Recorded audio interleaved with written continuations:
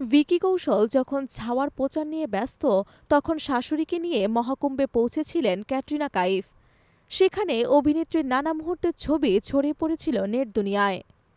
প্রয়াগরাজের ত্রিবেণী সঙ্গমে স্থানরত ক্যাটরিনার পূজারিণী রূপ দেখে আবেগে ভেসেছিলেন অনুরাগীরা। অভিনেত্রী নাকি বরাবরই খুব আধ্যাত্মিক, নিজের প্রতি আস্থা ও বিশ্বাস রাখেন, এমনকি ঈশ্বরের প্রতিও তিনি প্রবলভাবে বিশ্বাসী।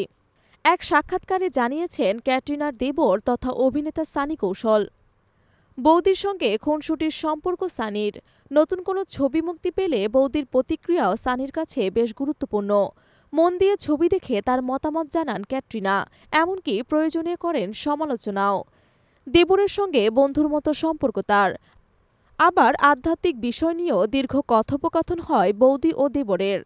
সানির কথায় ক্যাটরিনা খুবই আধ্যাত্মিক মানুষ, তবে শুধুই গুরুগম্ভীর বিষয় নয়। বৌদির সঙ্গে খুনসুটি মশকরাও করেন সানি। ক্যাটরিনার সঙ্গে যে কোনো কথোপকথনই উপভোগ করেন তিনি। এ সময় দাদা ভিকি কৌশলের সঙ্গেও সম্পর্কের সমীকরণের কথা বলেছিলেন সানি। ভিকিও ভাইয়ের সব ছবি দেখেন, কিন্তু তেমন কাটাছেঁড়া করেন না। যে কোনো ছবি দেখেই ইতিবাচক প্রতিক্রিয়া দেন ভিকি। অভিনয় নিয়ে সমালোচনাও তেমন করেন না ছাওয়ার এই অভিনেতা। উল্লেখ্য, ২০২২ সালের ডিসেম্বরের কনকনে ঠান্ডায় রাজস্থানে অভিনেতা ভিকি কৌশলকে বিয়ে করেছিলেন ক্যাটরিনা কাইফ। ভিকি ক্যাটের বিয়ের দিকে সকলেরই নজর ছিল চোখে পড়ার মতো। বিয়ের কথা লুকিয়ে রাখার চেষ্টা করেও তা পারেননি এই তারকা যুগল। সকলেই সবটা দেখেছেন, কাছ থেকে নয়তো দূর থেকে। বিয়ের পর জমিয়ে সংসার করছেন ক্যাটরিনা ভিকি।